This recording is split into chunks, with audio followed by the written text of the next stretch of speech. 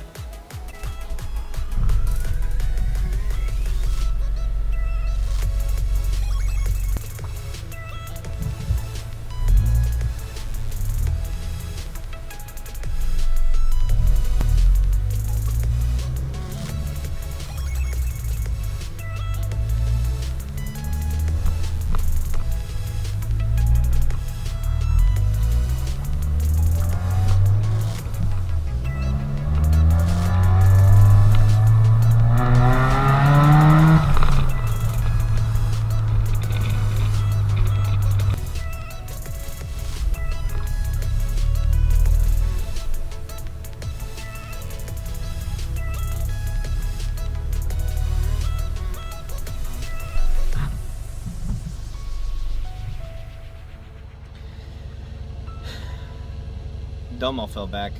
Too much boost. Put him up here with me. You know, one of my biggest inspirations is a guy by the name Michael Berenis.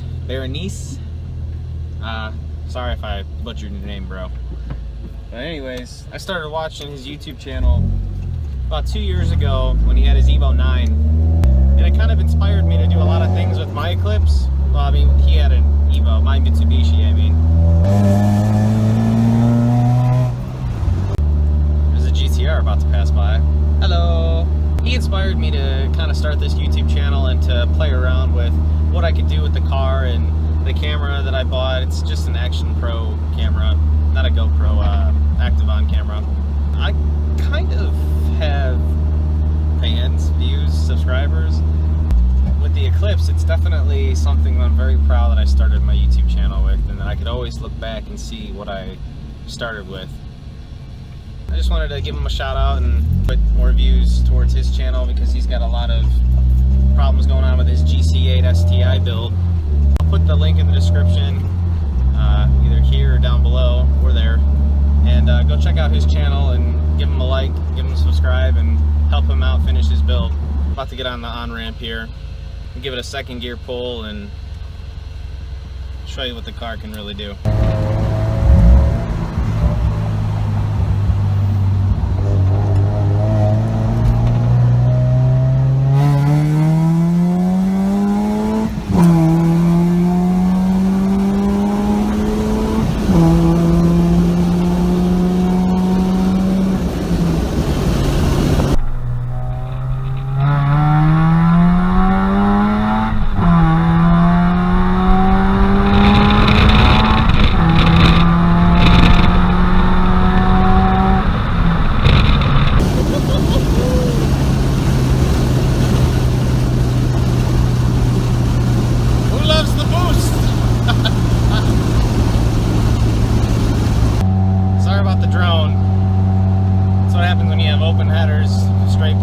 3-inch exhaust all the way back.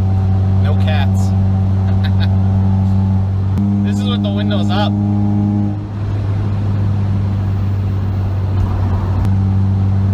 That was, I don't remember what we were when we started, but we ended up doing about 110 when we finished.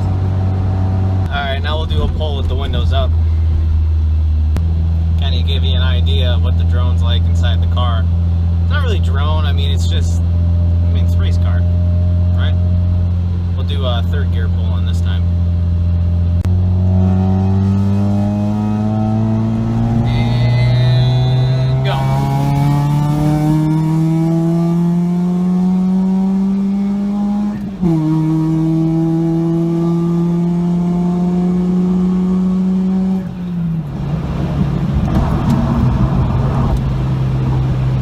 It's so much fun. It's fun every time.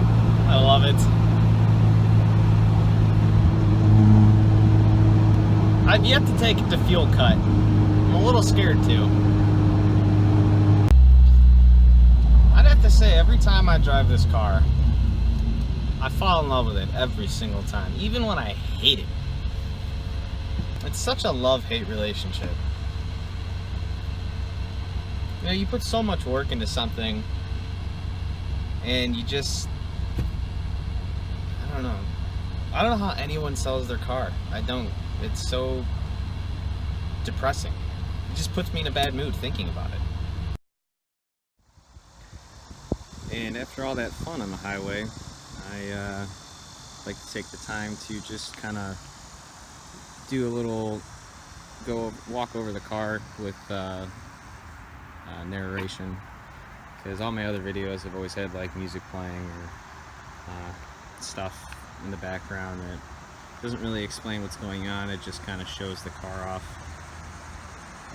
But basically this is one of my final videos for the 4G, and this is going to pretty much briefly go over what's done to the car and where it used to be and then where it sits today. I can start it up, you know, I'll let it sit and idle, and you can hear how clean everything is and how it was properly tuned, and it safely runs 12 pounds of boost on a 2.75 inch pulley. As far as cosmetics, I had a lot in the beginning and I took a lot of it off. I had an M-style lip kit that was from Auto City Imports, and then the unfortunate thing about putting an aftermarket spoiler on at one point are the holes that it leaves. So it's the only flaw as far as cosmetics on the car, and it's sitting on TN coilovers, which they're not down. I think they're only down about halfway, because with the tires that I have on it, I wanted to get as much grip as possible with the torque from the Supercharger. So it's sitting at about a 3-inch drop, I believe, with 17-inch wheels. So yeah, these are STR 17 by 8.5 wheels with a 20 offset. You know, a 20 offset always looks really clean on the 4G. It sits nice and flush. If it went lower down a little bit and with an alignment, it would sit permanently flush, but I have it raised up to where I can get over most things. I struggle with some, but most things.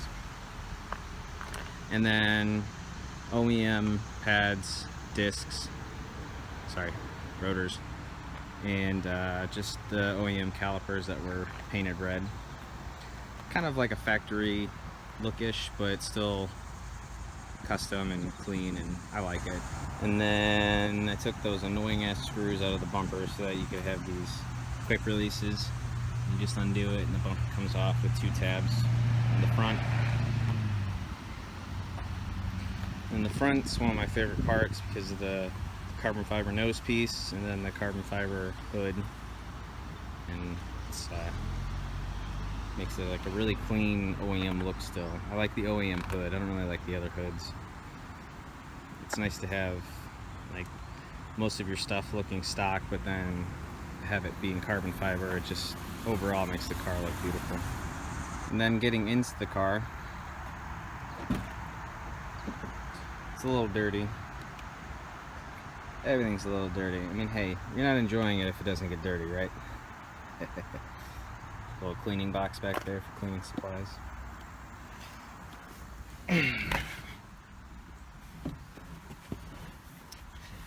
But yeah, so here's the cockpit.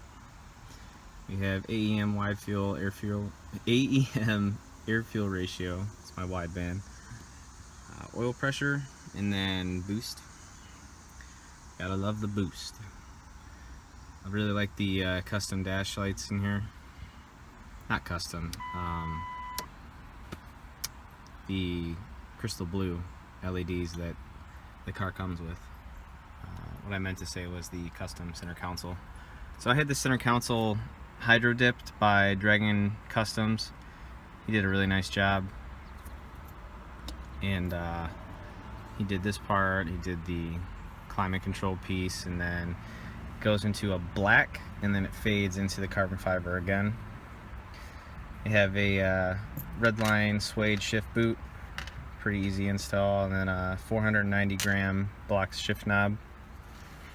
And then the cup holder is black, and then it's just a regular armrest.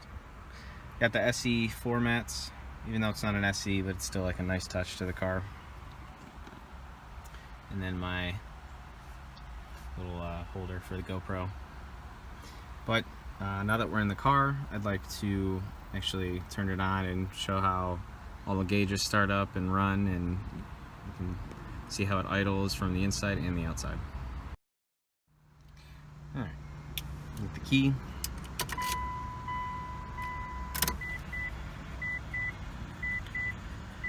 The wideband ready.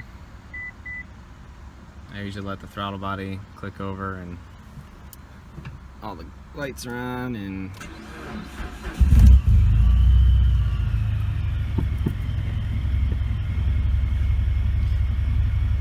it's in fuel dump right now. It goes from an open loop to a closed loop.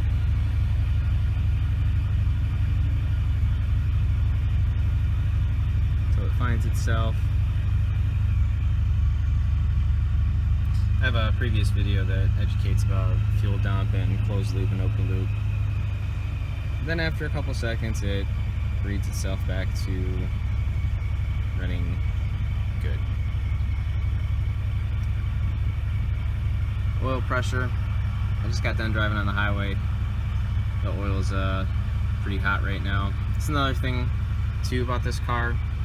Put in 5W30. The car from the factory takes 5W20, but when you're running boost through it, it's obviously much like an Evo now, so 5W30 would be a more appropriate oil weight just because of how hot it can get. So when the oil gets hot, it thins out, and then you have low oil pressure, which on like 90, 100 degree days, the oil light will flicker sometimes, but it still has 5W20 in it right now, and I just never got around to putting 5W30 in it. And RIP even recommends 5W30 too, so this oil has only got about 200 miles on it. I never bothered changing it. The check engine light is because of the Omni 3-bar map sensor. That is the only reason why that check engine light is on, and it is a pain in the dick.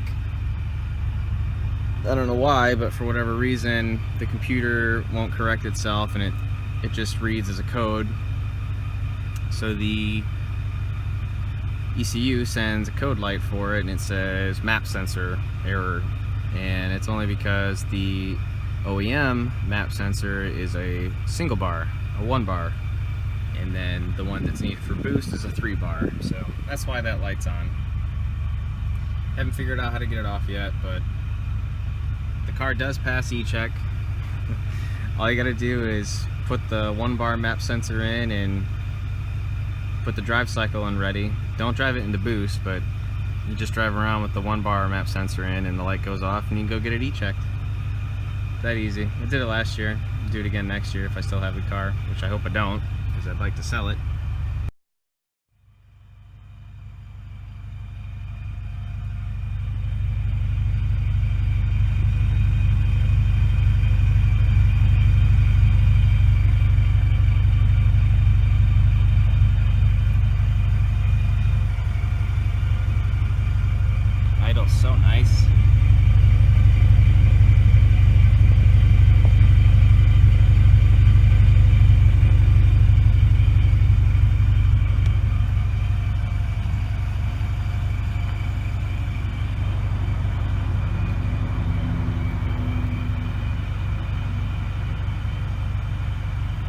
It's really loud on startup, but once it's warmed up, we've driven it around for a little bit, it's got a nice low tone to it.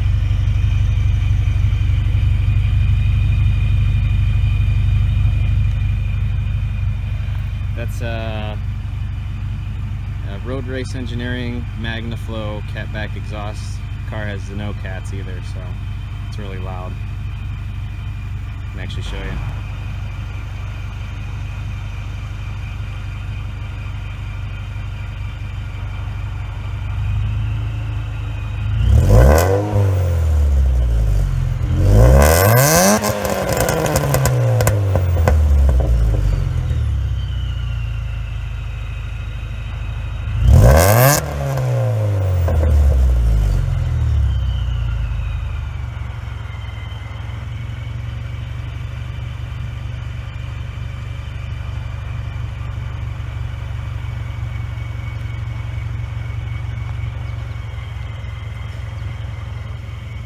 She's a beast.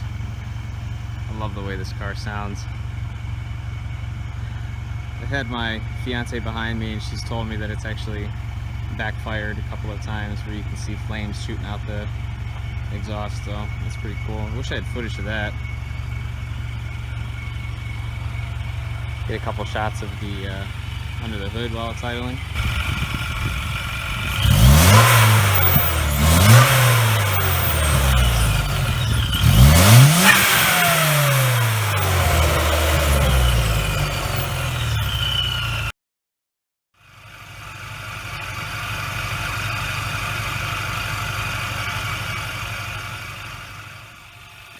So here's what it's like under the hood. Got the shaft, which the belt runs off of. Then you got your pulley, goes to the alternator. That is my least favorite part about under the hood. So what I actually had to do was swap the motor mount out from the other car, and I just never got around to painting it. I had to put that motor mount there so the belt was clear. And it's just ugly to me, it stands out. You could always paint it if you want. This is what it's like with the car at idle.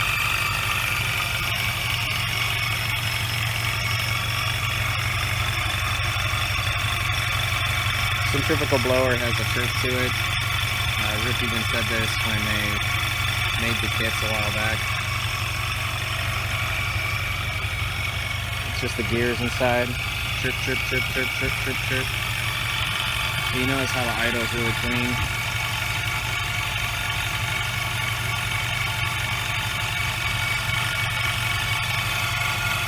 That's what the rip long tube header looks like.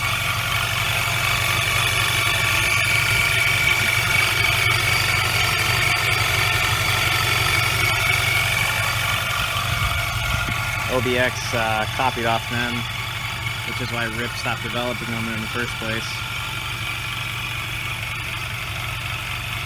And yeah, water to air intercooler with custom intake piping, 3-inch inner diameter. This right here will make my air IATs, air intake temperatures, below ambient temperature, which can reach about 100 degrees Fahrenheit of air going into the intake. That is cold air. Cold, cold air. That's without ice. Put ice in it, and it gets even colder.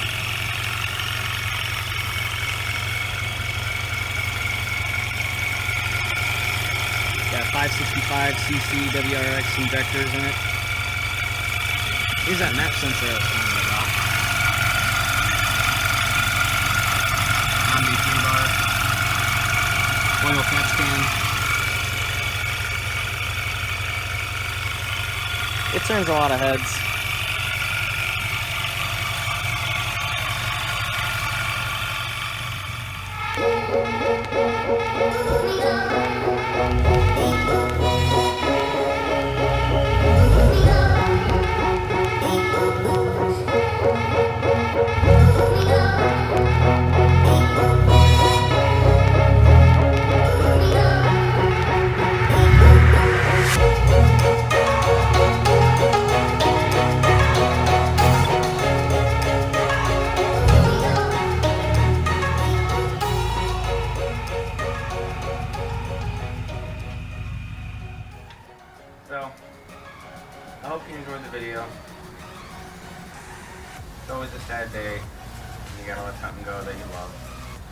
but it's been 5 long years with this car, and I'm ready to move on to the next part of my life.